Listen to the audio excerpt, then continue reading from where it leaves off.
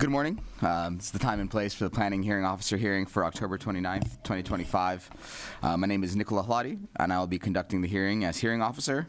The Planning Hearing Officer meeting is being broadcast live on Glendale TV, viewable on Spectrum Cable, Channel 6, and AT&T Uverse, Channel 99.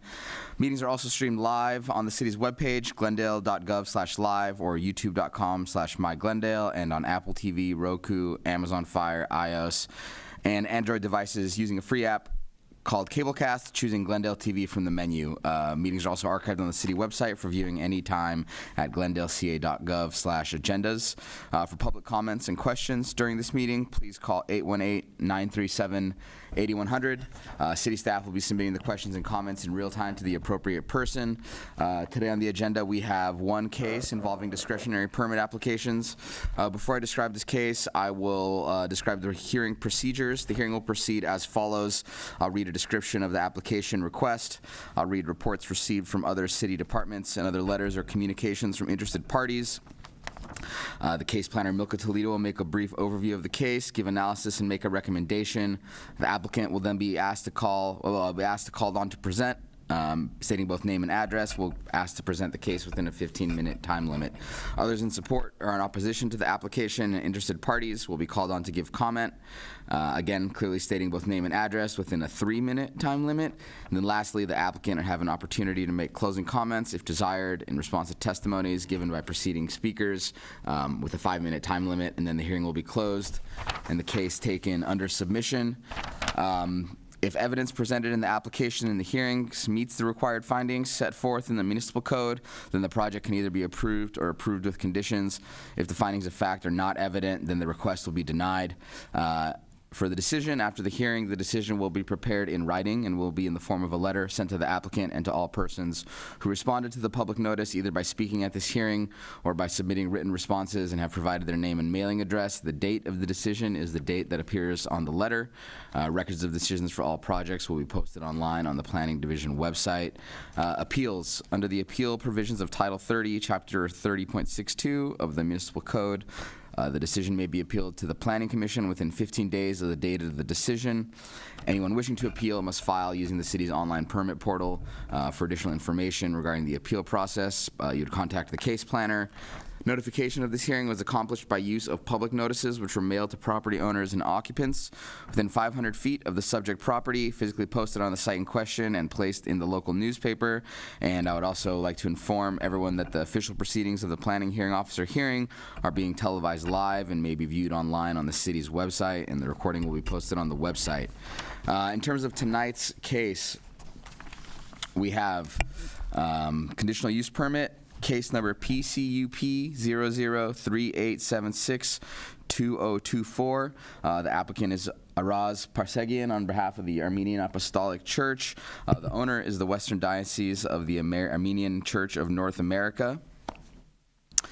The address of the subject site is 214 West Fairview and 1015 North Central Avenue, APN 5636007-076.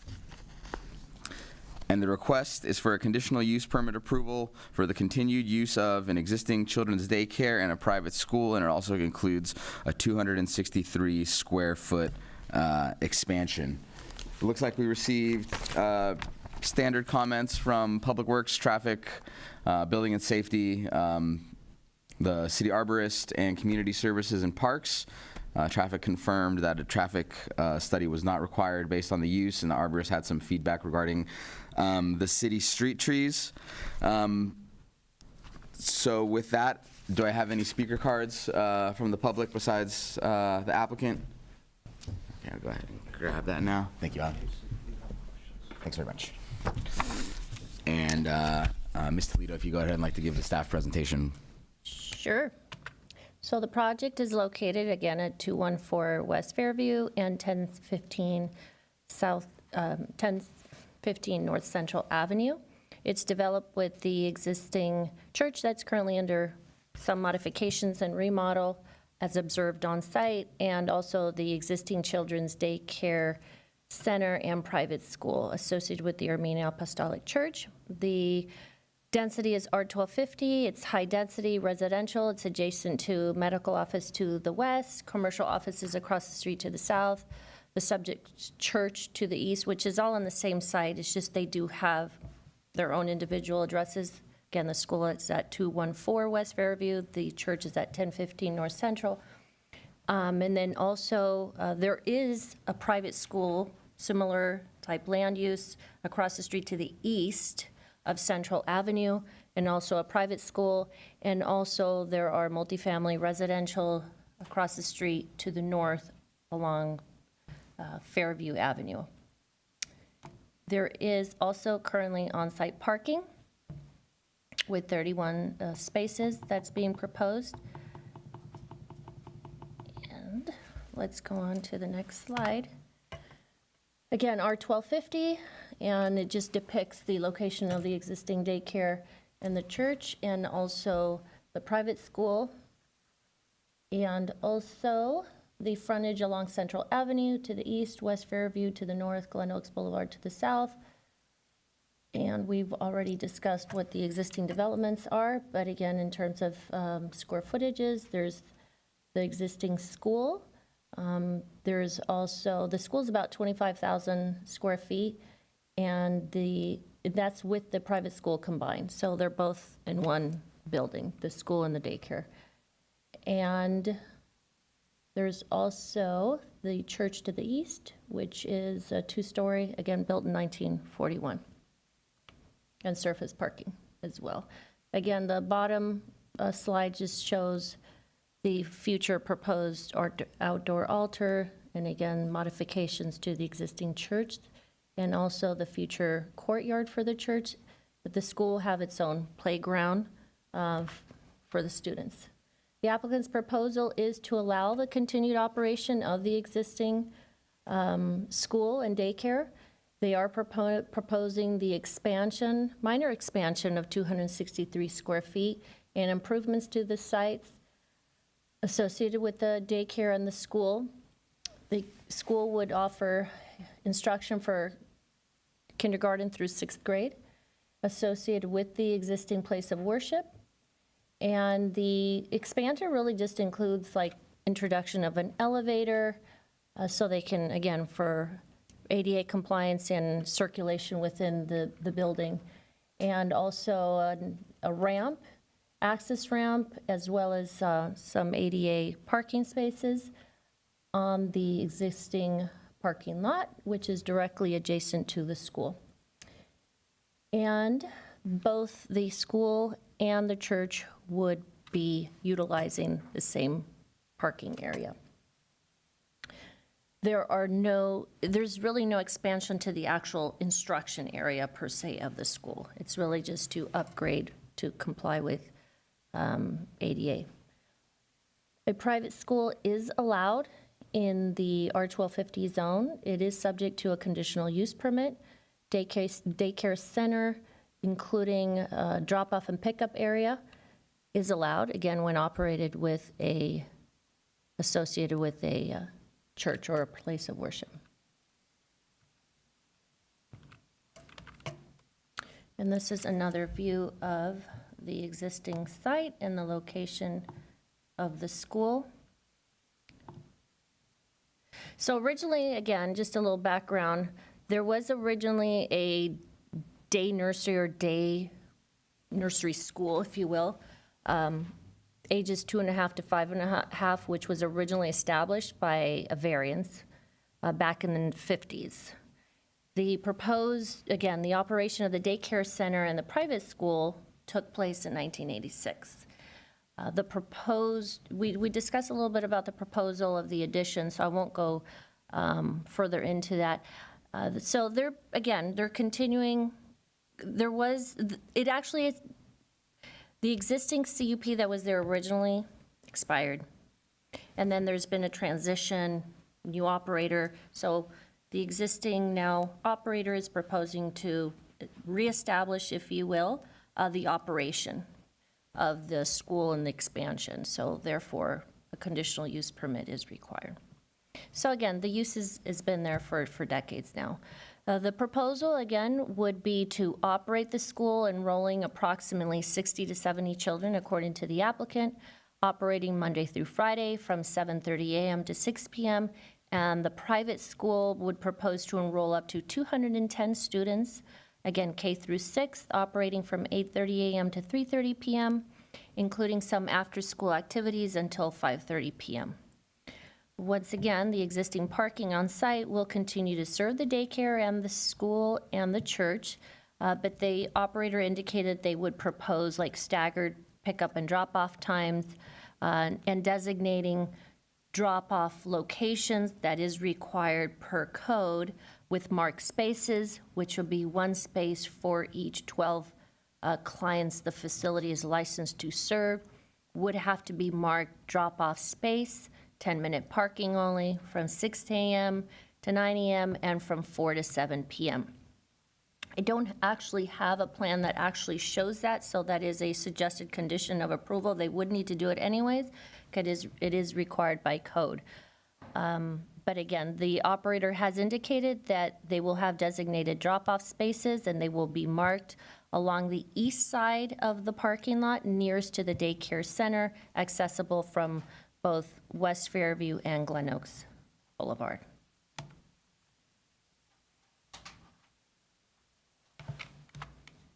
This is just an indication of where the addition would take place. Again, it's within this interior of the building, accessing the elevator through the courtyard. Or I should say, the new playground area, which is already there, they're just upgrading it. And then these were, again, just showing some of the proposed changes to the elevations, which indicate the location of the new ramp along the west side of the building, which would be adjacent to the parking lot.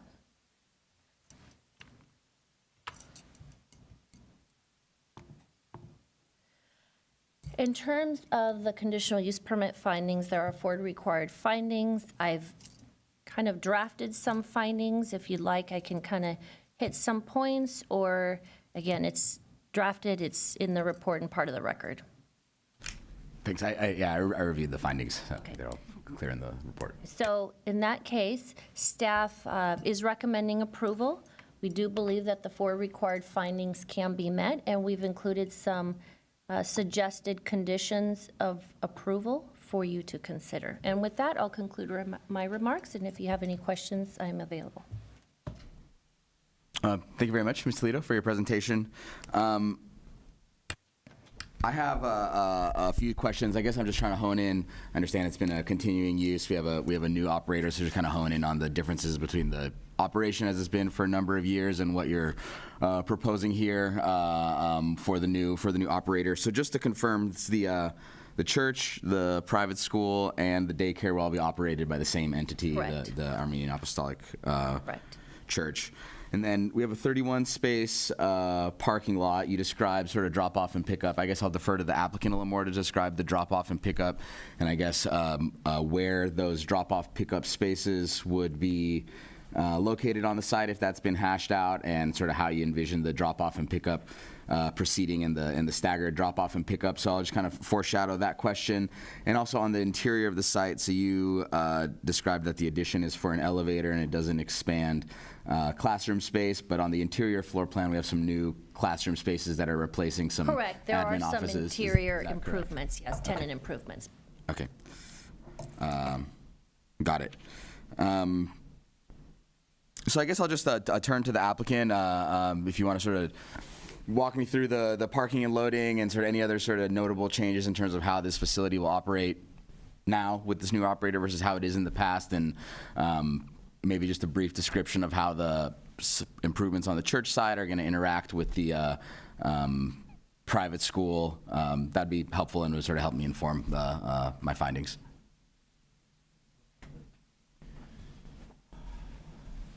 Good morning. My name is Alan Malikian. I'm the project architect. The improvements, I'll start with the drop-off area. So as we are going through the as we were going through the CUP process, we have concurrently submitted for building plan check, and we've been getting comments back. And as a result, the immediately in front of the main entrance on the east or the west corner, right where Milka is pointing out, that hatched area is now turned into about a 21-foot section, which is, there's no parking. And that section is going to be both used for the required fire exit as well as the drop-off area. We still have the 31 parking spaces. As a result, we've managed to work that out so that we can get that, as well as the 20-foot minimum dimension. As far as the interior modifications, essentially, as Milka stated, this building was built as a school. It is going to be operated as schools as such. Most of the rooms were there existing, but what we ended up doing is that modifying them to accommodate and to meet more of a current code standards. Certain rooms were very large, and what we did was we split them in half, basically. We created 2 rooms, and some of the E-occupancy, which is the educational occupancies, requires multiple exits, which it didn't have. It required accessibility. Now we are going to be fully accessible. As Milka mentioned, lift is one of the requirements that we had to add, which we did. Ramps that we had no way of getting from the public right-of-way to the building floor level, which the ramp that we've created, that provided that. We also added multiple restrooms that were there. The other conditions that were kind of created and we cleaned up and kind of fixed was there are a lot of community areas like cafeteria and gym and all that. So we made sure that all of that is more compliant. Kitchen, we already have a health department approval for the kitchen. There was stairs that was leading into the gymnasium from the second floor directly of the office spaces, which is not allowed now, that we've removed that, we've cleaned that up, and now we have a cafeteria. We have a separate exit leading out. So it's basically we're meeting all the fire and life safety, accessibility, and accessibility requirements. As far as the interaction between the church and the school, what we've done is we have to create a secure space for the kids as if there's any activities happening for the church. So there is going to be a security gate along the east edge of the gymnasium facing towards the outdoor area between the church and the school. So that is going to be secure, so kids can be in a secured environment, but they will have to exit through the gate, which will have pair of doors that are exiting out from there and leading up to the Fairview Street. So essentially, there will be interaction, but they would be secured interaction. So if they need to kind of open up and use the outdoor space as part of the activities, they can. But during the school hours, we'll have gated and secure. One small notation on the site plan. That site plan has evolved a little bit more. On the south corner of the building, where it shows as a green area, we are proposing outdoor area over there, again, secured, gated, so it's an outdoor area because of the state licensing that they require to have required outdoor play area for the kids, which the current school does not have that enough to accommodate that. So by doing that, we are providing a private outdoor area for the kids to have open space, secured open space. So just an additional playground area? It's like a covered outdoor area, yeah. Okay. So Okay. play area. Understood. Thanks for that. That helps me sort of develop an understanding of the full picture of what's going on the site. Another added note, we are going to have a secured fencing all around both the church and the school area. Currently, we are the architect for the school, and Mr. Alajajan is the architect for the church, and they're handling, because of the primary focus around the outdoor area, the security. They have started the fencing, and we kind of split that responsibility. We've given the fencing and security for the entire facility onto them. So they're applying for a permit for that for the entire facility. Understood. Thanks for sharing that. If you could just elaborate a little bit more on the pickup area and just kind of describe how pickup and drop-off is carried out in the morning. Just kind of let me know what I'll see on the parking pickup plan that's required in one of the draft conditions, just to kind of get an understanding. So there'll be a marked pickup drop-off area that will also serve as parking when pickup drop-off is not happening. Essentially, there's a 20-foot section that is going to be the width of that striped area. You have pair of accessible parking spaces. You have a planter area, which there's a sycamore tree. And then after that, we'll have 3 parking spaces. And then from there, we're going to have about a 20-foot, where now it's showing 3 parking spaces. We're actually going to have 2 parking spaces. That section, which is right in front of the main entrance, is going to be part that as people come in from Glen Oaks area, they will come over there and they'll have somebody greeting them, take the kids and securely bring them into the school. And as they leave, and they can continue on to Fairview and exit out. Is it a one-way flow of traffic during pickup It's and not a drop-off? one-way, it's a two-way flow because of the backup between them. It allows two-way traffic. But the main entry, as they would come in to drop off, would be the ideal. If they do come in from Fairview, it would be essentially, we would encourage, as part of the signing with the school, we will try to control that. Well, I need to have a conversation with the church and make sure the operators, that they understand that they need to make sure that they come in from Glen Oaks. I don't have any direction of, no left turn into the school from Fairview, but it is a two-way because of the backup and the 2 rows of parking. Understood. And then I imagine you're also needing to meet the ADA requirements for the parking spaces, and you'll be able to do that with Correct. compliant with building code. We actually modified from the original layout to allow more proper accessibility. It is closest to the street level because we will have pair of gates off of Glen Oaks. As you come in, you'll have the parking and then continue on onto the ramp, or not a ramp, it's a sloped, so it's a very gradual, it's a 5% essentially inclined surface that we created. We didn't want to shorten, and so we had to make sure that we don't impact the tree, and we placed that the most proper place that we can to allow people coming, if they're using the bus or anything, they can access. So based on the number of parking spaces, we're over 25. We're required to have 2 handicap parking spaces, so we are providing that. Okay. So up to 25 is 1, and then after 25, up to 50 is 2. So we have 2 right there. Thank you. That all makes sense, and I appreciate all the additional detail. Seems like it's a sensible project to bring this facility up to current code and introduce the new users. So I don't have any more questions for staff or for you, Mr. Malikian.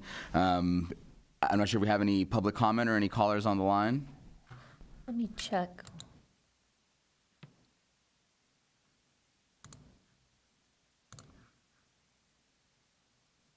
I don't see any, no callers. I just wanted to make one comment. Since the applicant mentioned that there were going to be some modifications to the landscaping on the south side to introduce the play area, just be mindful of the landscape requirements because we are in our 1250 zone, so minimum landscape requirements is 25% of the entire site to be permanently landscaped. So that would be included, that would include the church site as well? So the entire, so Correct. that would be a combined effort between us and all the judge and Correct.